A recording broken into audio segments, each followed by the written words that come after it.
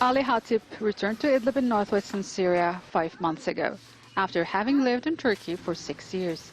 He had crossed the border to escape the fighting, but he says the long working hours and being away from relatives made him feel like a stranger in Turkey. Now he has this shop to make a living. In recent years, racism has become more common. Turkish people have started to look down on us and dislike us. We began to hear them saying, "Why don't you go home? Our government pays your salaries and rents your houses."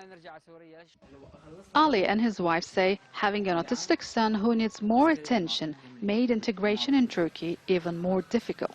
But life back in Syria hasn't been easy either. We had to choose between safety and bombardments, but for our child's sake we came back to Syria. We're short of electricity, water here, but we have our families that we rely on. In 2016, Turkey signed a deal with the EU to keep Syrians from moving to Europe in return for financial assistance. That agreement came about after more than 1 million refugees and migrants from Syria and elsewhere entered the 27-nation bloc in 2015.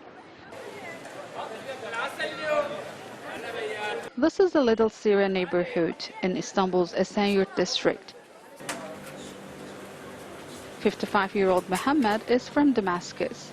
He moved to Istanbul 5 years ago with his family. He says he hopes to become a Turkish citizen one day. In Damascus, I lived like a king.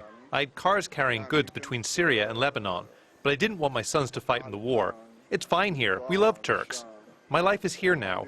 Going back to Syria is a start from zero. Turkey hosts more than 4 million refugees, and with more coming from Afghanistan, there are growing fears of rising social tensions.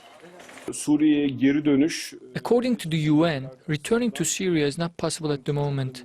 In Turkey, 2.4 million Syrian refugees are under 25. 700,000 were born here. These figures show why Turkey has a heavy burden. Most Syrians have established new lives here, and their children speak Turkish fluently. But with an election due in 2 years' time, the opposition is likely to put pressure on the government to send them back.